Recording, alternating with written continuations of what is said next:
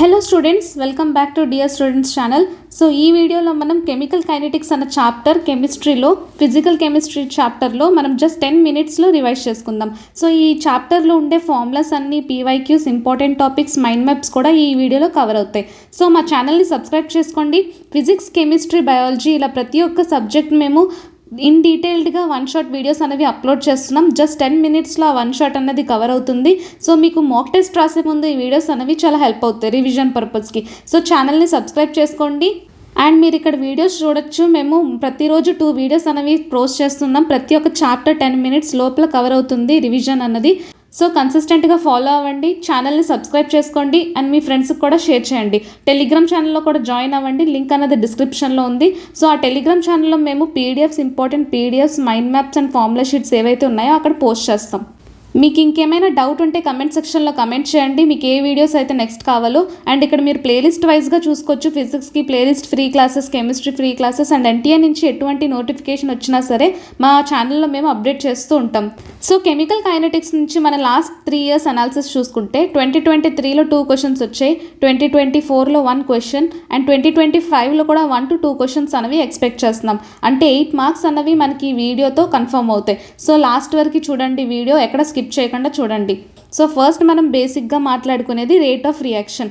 So rate of reaction అంటే concentration by time taken. So ఇక్కడ మీరు చూసుకోవచ్చు, రియాక్టెంట్స్లో మనకి రేట్ ఆఫ్ రియాక్షన్ ఎలా రాయాలంటే -((Δ)A/T. సో ఇక్కడ ఏది రాశాను, సో -((Δ)B/T. సో ఇది రేట్ ఆఫ్ రియాక్షన్ రియాక్టెంట్స్కి ప్రతిసారి రేట్ ఆఫ్ రియాక్షన్ రాసినప్పుడు మీరు మైనస్ అన్నది మెన్షన్ చేయాలి. ఎందుకంటే రియాక్టెంట్స్ అనేవి రియాక్షన్లో తగ్గిపోతున్నాయి, ప్రొడక్ట్స్ అనేవి పెరుగుతున్నాయి. సో ప్రొడక్ట్స్ అన్నది మనం ప్లస్తో డినోట్ చేయాలి, +C/T. ఇక్కడ మీకు ఏ రియాక్షన్ ఇచ్చినా సరే రేట్ ఆఫ్ రియాక్షన్ మీరు రియాక్టెంట్స్కి, ప్రొడక్ట్స్కి రాసేటట్టు కనిపించాలి.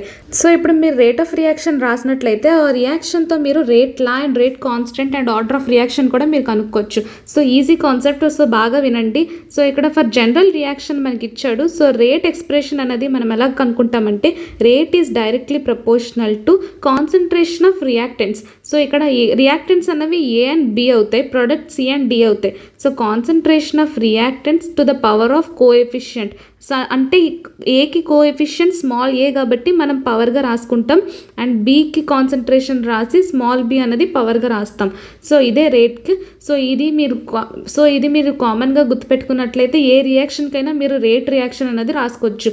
సో రేట్లో ఇదే చెప్తుంది, rate is directly proportional to concentration of reactants to the power of their coefficient. So ఇది మీరు గుర్తుపెట్టుకోవాలి, రేట్ ఎక్స్ప్రెషన్. సో ఇక్కడ రేట్ కాన్స్టెంట్ అంటే ఈ ప్రపోర్షనాలిటీ కాన్స్టెంట్ తీసి rate equals to K into concentration of A power B, concentration of B power B. So దీన్ని మనం rate constant అంటాం. సో ఈ కాన్స్టెంట్ ఏదైతే ప్రపోర్షనల్ తీసేసి మనం పెడుతున్నామో దాన్ని రేట్ కాన్స్టెంట్ అంటాం. సో ఇది కూడా మెయిన్ ఇంపార్టెంట్. సో మనకి రేట్కి, రేట్ కాన్స్టెంట్కి మీరు యూనిట్స్ కూడా గుర్తుపెట్టుకోవాలి. సో ఇక్కడ మీరు చూసుకోవచ్చు, rate equals to K into A power X power B power Y. So ఇక్కడ K అనేది రేట్ కాన్స్టెంట్. రేట్ కాన్స్టెంట్కి ఫ్యూచర్స్ కూడా డిఫరెంట్గా ఉంటాయి. సో ఇది స్టేట్మెంట్ బేస్డ్ క్వశ్చన్స్ మీకు రావచ్చు. So factors affecting the rate. ఇప్పుడు ఏదైనా ఒక రేట్ ఆఫ్ రియాక్షన్ మనకి, సో ఇప్పుడు ఏదైనా ఒక rate of reaction chemical reaction అవుతుందంటే సో ఆ రేట్ అనేది దేని మీద డిపెండ్ అవుతుంది. కాన్సన్ట్రేషన్ ఆఫ్ రియాక్టెంట్స్ పెరిగే కొద్దీ రియాక్షన్ అనేది ఫాస్టర్ అవుతుంది. సో ఇది main important. And temperature, increase in టెంపరేచర్తో మనకి రియాక్షన్ అనేది ఫాస్టర్ అవుతుంది. నేచర్ ఆఫ్ రియాక్టెంట్స్ పైన డిపెండ్ అవుతుంది. అయానిక్ రియాక్షన్స్ అనేవి ఫాస్టర్గా అవుతాయి కోవాలెంట్ కంటే, బికాజ్ అయానిక్ రియాక్షన్స్ యొక్క 2 ఎలిమెంట్స్ యొక్క ఎలక్ట్రోనెగటివిటీ తక్కువగా ఉంటుంది కాబట్టి అవి ఎక్కువ మోస్ట్లీ రియాక్టివ్ అవుతాయి దాన్ కోవాలెంట్ బాండ్స్. సో ఇది మెయిన్ గుర్తుపెట్టుకోవాలి. అయానిక్ రియాక్షన్స్ అనేవి ఫాస్టర్ అవుతాయి than covalent bonds. For example ఇక్కడ మీరు చూసుకోవచ్చు, H+Cl gives rise to HCl. So H+O2 gives rise to H2O. So ఇక్కడ మీరు ఇది చూసుకోవచ్చు, ఈ రియాక్షన్ అన్నది అయానిక్ ఈక్వేషన్ కాబట్టి అయానిక్ రియాక్షన్గా ఎక్కువ. సో ఇది ఫాస్టర్ రేట్లో అవుతుంది, సో ఇది స్లోవర్ రేట్లో అవుతుంది ఫర్ కంపారిజన్ మనం చూసుకున్నట్లయితే. సో నెక్స్ట్ కెటలిస్ట్ అన్నది రేట్ ఆఫ్ రియాక్షన్ని ఇంక్రీజ్ చేస్తుంది. ఎలా చేస్తుంది అని కూడా మీకు కామన్గా పీవైక్యూస్లో అడుగుతాడు, lowering of activation energy. So ఇది మెయిన్ ఇంపార్టెంట్ పీవైక్యూ గుర్తుపెట్టుకోవాలి.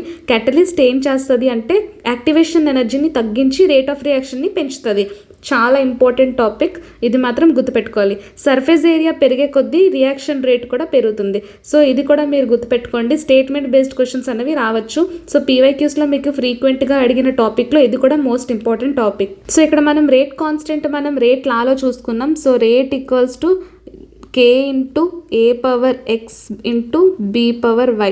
సో ఇక్కడ k అన్నది rate constant. So rate constant అన్నది డిఫరెంట్ రియాక్షన్స్కి డిఫరెంట్గా ఉంటుంది. At fixed temperature k will be constant.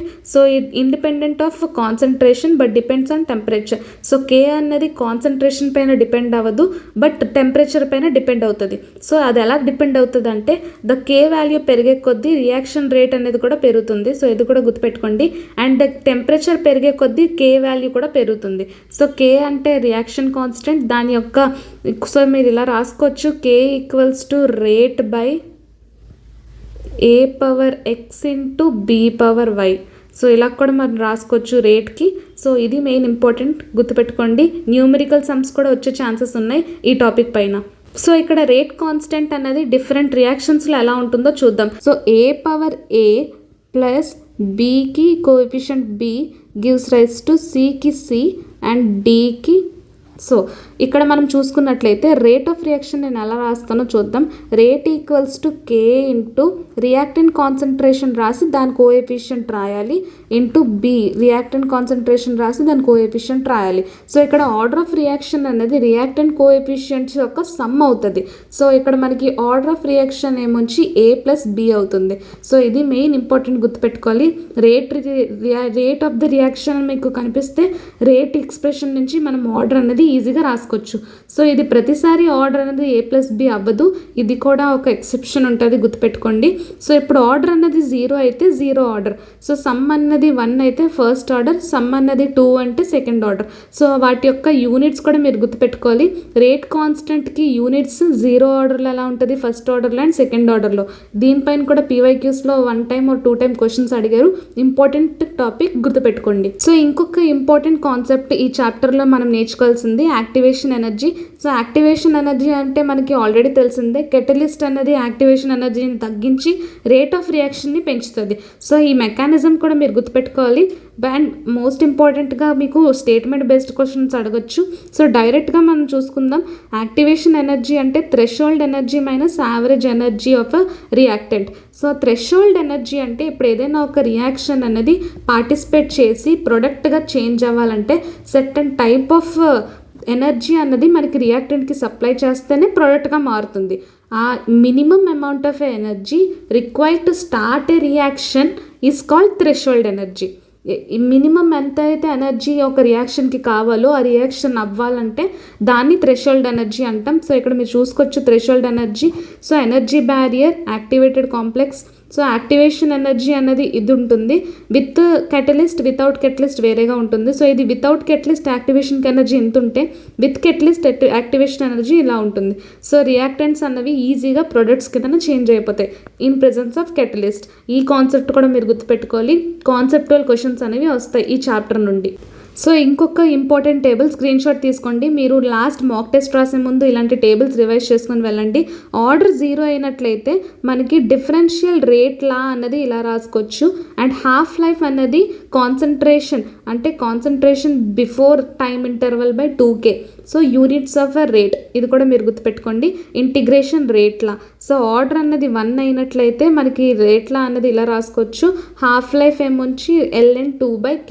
So ఇది కూడా మీరు గుర్తుపెట్టుకోవాలి. అంటే 2.303 log k. సో ఇక్కడ యూనిట్స్ కూడా మీరు గుర్తుపెట్టుకోండి.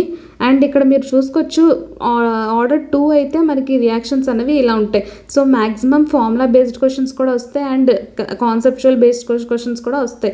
సో ఈ టేబుల్ మీరు ఇలా గుర్తుపెట్టుకుంటే మ్యాక్సిమం క్వశ్చన్స్ అనేవి కవర్ అయిపోతాయి. యూనిట్స్, హాఫ్ లైఫ్ చూసుకున్నట్లు ఇప్పుడు ఏదైనా ఒక రియాక్షన్ అనేది ఎంత టైంలో అవుతుందో అంటే కాన్సన్ట్రేషన్ అనేది దాని హాఫ్గా డిక్రీజ్ అవ్వడానికి ఎంత టైం అయితే పడుతుందో దాన్ని హాఫ్ లైఫ్ అంటాం. 0 ఆర్డర్ రియాక్షన్కి హాఫ్ లైఫ్ ఏమో R0/2k. R0 అంటే concentration before time interval. First ఆర్డర్కి మనం చూసుకున్నట్లయితే హాఫ్ లైఫ్ అన్నది 0.693/k. సో ఇక్కడ k అన్నది రేట్ కాన్స్టెంట్. టెంపరేచర్ కోఎఫిషియంట్ టర్మ్స్లో మనం చూసుకున్నట్లయితే k × T + 10 అంటే 10 degrees by K into T. So ఈ టీ ప్లేస్లో మీరు టెంపరేచర్ చేసుకోవచ్చు, అప్లై చేసుకొని సమ్స్ అన్నవి మ్యాక్సిమం ఈ ఫార్ములా నుండి కూడా వచ్చే ఛాన్సెస్ ఉన్నాయి. So chemical kinetics mind map మనం చూసుకున్నట్లయితే రేట్ ఆఫ్ రియాక్షన్ ఆల్రెడీ మనం చూసాం. సో యూనిట్స్ గుర్తుపెట్టుకోండి ప్రతి ఒక్క కాన్స్టెంట్ వాల్యూకి. సో కొలిజన్ థియరీ పైన అంత క్వశ్చన్స్ ఏమీ అడగకపోవచ్చు. ఆర్డర్ ఆఫ్ రియాక్షన్ ప్రతిదీ గుర్తుపెట్టుకోవాలి. First order, second order, third ఆర్డర్లో రియాక్షన్స్ అనేవి ఎలా ఉంటాయో, సో ఇక్కడ హాఫ్ లైఫ్ ఎలా ఉంటుంది అండ్ రేట్ కాన్స్టెంట్ ఎలా ఉంటుంది అని. సో అర్హీనియస్ ఈక్వేషన్, సో ఇక్కడ మీకు టెంపరేచర్ బేస్డ్గా కెమికల్ రియాక్షన్స్ అనేవి ఎలా అవుతాయి. సో ఈ ఫార్ములా మెయిన్ ఒకటి గుర్తుపెట్టుకోవాలి. Log K2/K1 equals to EA/2.303 into T2 minus T1/T1T2. ఇక్కడ EA అంటే యాక్టివేషన్ ఎనర్జీ ఆల్రెడీ క్వశ్చన్లో ఇస్తాడు. T2 మైనస్ T1 అంటే 2 టెంపరేచర్స్ ఇచ్చినప్పుడు వాటి టెంపరేచర్ డిఫరెన్స్ కూడా మీరు కెల్విన్లో తీసుకోవాలి, సెంటిగ్రేడ్స్లో కాకుండా. సో ఇప్పుడు chemical kinetics depends upon rate of reaction of concentration. So ఇప్పుడు మనకి రియాక్షన్ రేట్ అనేది కాన్సన్ట్రేషన్ పైన డిపెండ్ అవుతుంది, కెటలిస్ట్ పైన డిపెండ్ అవుతుంది. సో కెటలిస్ట్ ఏం చేస్తుంది అంటే యాక్టివేషన్ ఎనర్జీని తగ్గిస్తుంది. సో ఆ మెకానిజం కూడా మనం బిఫోర్ చూసాం. సో రేట్ లా అంటే ఏంటి, rate law equals to K into concentration of reactants power coefficient రాసుకొని వెళ్ళాలి. మాలిక్యులారిటీ ఆఫ్ రియాక్షన్ కూడా మీరు గుర్తుపెట్టుకోండి. మాలిక్యులారిటీకి ఆర్డర్కి కూడా డిఫరెన్స్ అడగచ్చు. సో మ్యాక్సిమం టాపిక్స్ అండ్ పీవైక్యూస్లో అడిగే మోస్ట్లీ ఫ్రీక్వెంట్ టాపిక్స్ అన్నీ ఈ వీడియోలో కవర్ అయిపోయి. సో ఫిజిక్స్, కెమిస్ట్రీ, బయాలజీ ఇలాంటి మోర్ వీడియోస్ కోసం మా ఛానల్ని సబ్స్క్రైబ్ చేసుకోండి. ఫిజిక్స్ అయితే మ్యాక్సిమం అన్ని చాప్టర్స్లో ఉండే మెయిన్ ఫార్ములాస్ మాత్రమే రివైజ్ చేస్తాం. సో ఎలాంటి క్వశ్చన్స్ ఎగ్జామ్స్లో అడుగుతాడో కూడా మనం డిస్కస్ చేసుకుందాం.